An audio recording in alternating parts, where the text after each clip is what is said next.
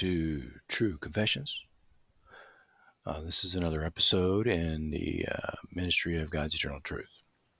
I am Michael, your host.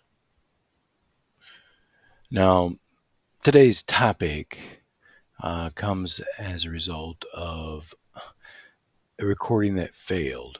I had already done 30 minutes of discussing a variety of things and ended with this topic about abortion. And I think it's important um, to pick that up, even though there was no audio for some weird reason. Sometimes the audio just doesn't work until I plug it in a second time. It's frustrating. I've lost several recordings because of this problem. In any case, maybe something wireless would be better. I'll work on it. Um, Abortion. There's so much going on about abortion that I have to talk about it in terms of how God's eternal truth views this. Ultimately, Christianity is paganism, and so are all these other religions.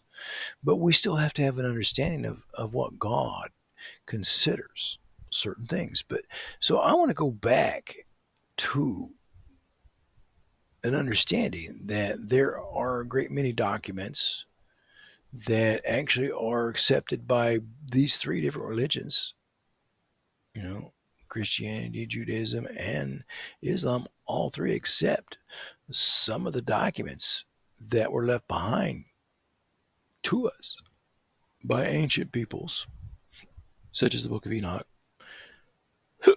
and other books that are known to be in the Talmud and Torah.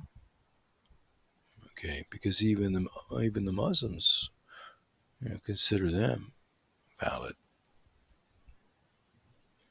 but it's all ancient paganism. Yeah, there still is truth to it because although we did evolve after the time of Noah and the Great Flood to actually just be a bunch of pagans all over again, and that was the purpose of the flood from the first time, that mankind had evolved to be this perverse pagan society that was eating each other, cannibalism and such. And God had to destroy it with this great flood. But we have once again evolved to be about the same thing. We're still killing each other. We just don't eat each other. We shouldn't eat each other, but we can still kill each other, and we're doing that. We're a bunch of idiots. But abortion killing? Now, let me explain it to you. All life comes from God, and that every living thing throughout all of the universe, all living creatures throughout all of the universe, get its all living things get their portion of life from God.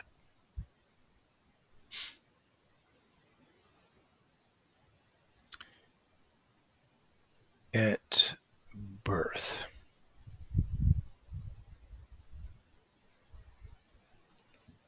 So, if a child, a fetus, is capable of being alive, then it is alive. Okay, let me drill down on that a little bit. Um, we know scientifically at what point during a child's gestation that it becomes viable to live when separated from its mother. If the child can live when separated from its mother, then allowing it to die or intentionally killing it by removing it from its mother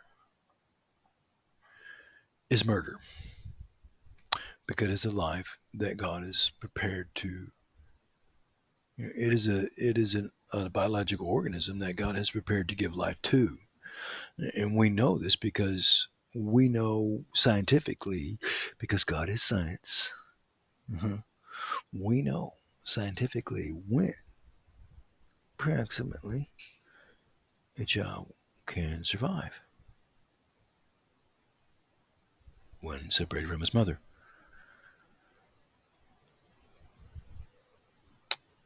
Before that time, an abortion is not murder. Now, here's the legal concept of it all. If there is a necessity to separate the child from the mother at a point during its gestation when it becomes viable of living, then there must be an effort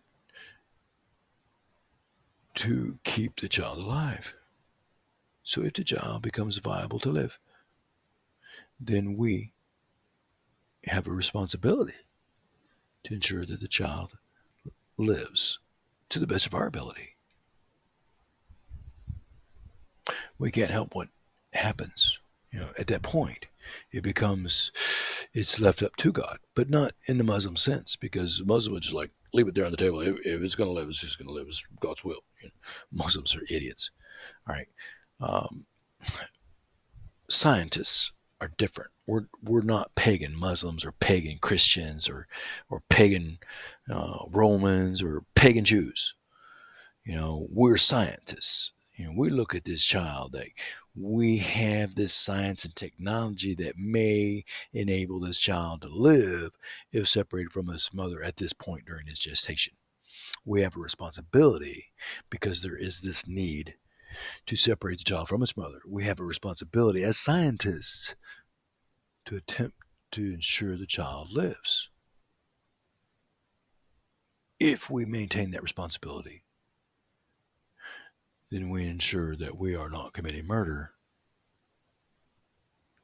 should the child die.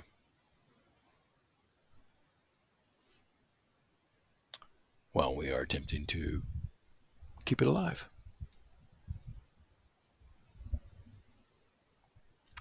The cost of that. This is where the law comes in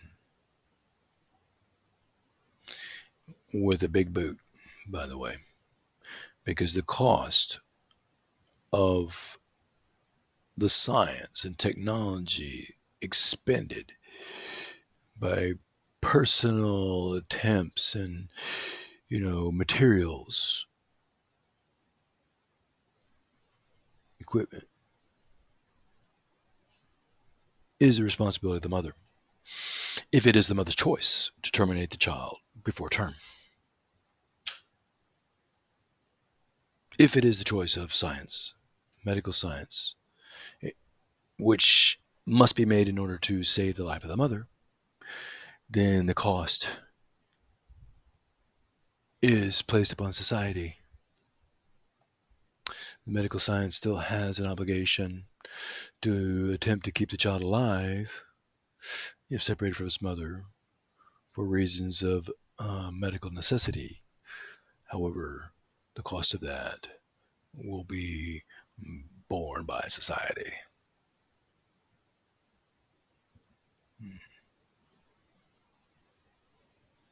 Our tax dollars have to pay for it. No, reasonably, many times these situations, a child is born still.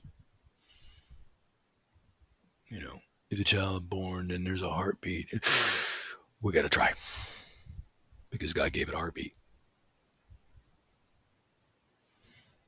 Right? Well, we're not blamed for what happens if it happens, as long as we're on the side of attempting to save the life.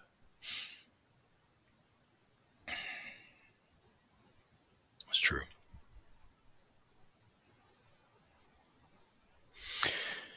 So that's perspective of abortion from God's Eternal Truth ministry. is wrong to abort a child when it is capable of living when separated from its mother if there is no effort to keep the child alive. It's murder. But an abortion that occurs before that time in gestation when science says this child is medically capable of living when separated from his mother, then it's not a crime.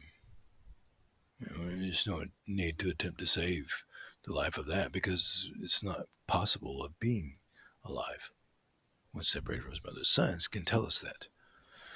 Science is God.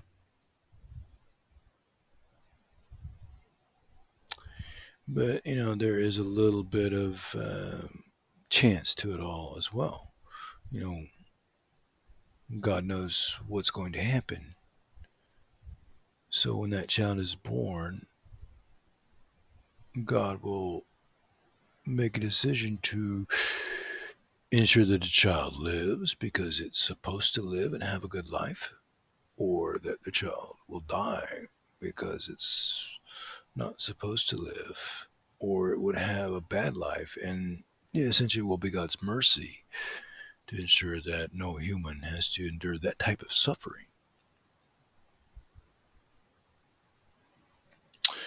All right, there's more that can be said about it all, really.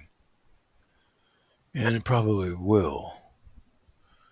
But I think that we can say less about this topic if we can just come to that one simple agreement. Stop being pagan about it and look at the science of it. Okay? If we can agree to the science of it and just stop being pagan morons, then we might have peace in the world. Everything that we do that takes a step towards accepting science as the answer instead of some mumbo jumbo superstition brings us closer to world peace. I promise you, because God is science. Unless artificial intelligence has hands that write with a pen and a book like I do, my stuff isn't artificial intelligence. It's the real thing. I can change it if I want to. I can do it differently every time I sing it because it's not artificial intelligence. It's real. It's real.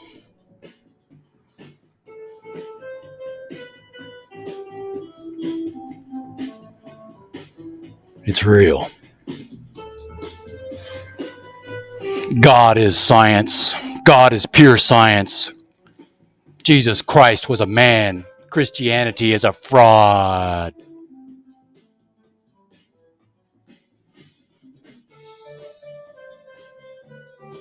I am a scientist. I'm a scientist. Christians are going to hell because God is pure science. God is the Holy Spirit, which is beyond anything our human understanding of science can comprehend. Jesus Christ was just a man. Muhammad was just a man. Moses was just a man. I am just a man. But God is everything. God is eternal.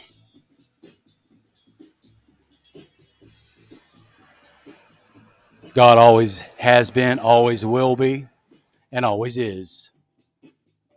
Only one entity throughout the entire universe.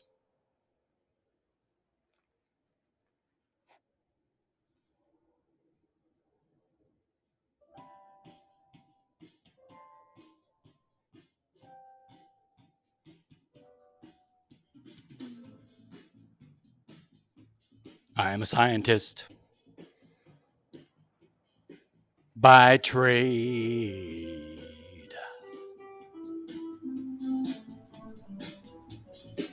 I am a scientist by trade. I am an artist for your love.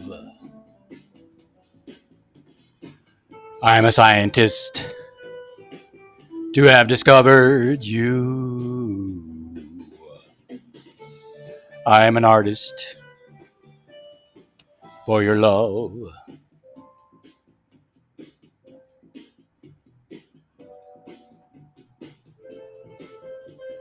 I am a scientist to have discovered God.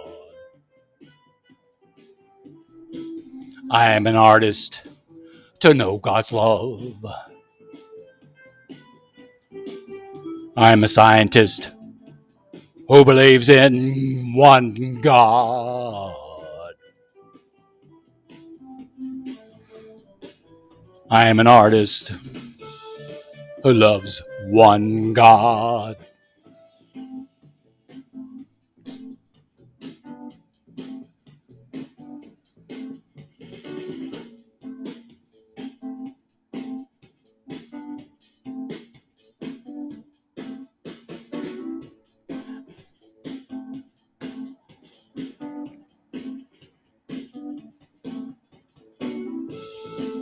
Jesus Christ was not God. He was just a man. Jesus Christ was not God. He was the Messiah.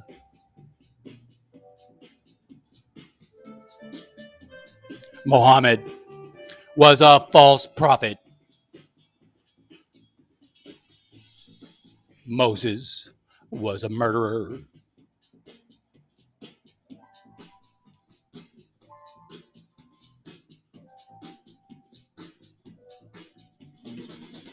I am Michael.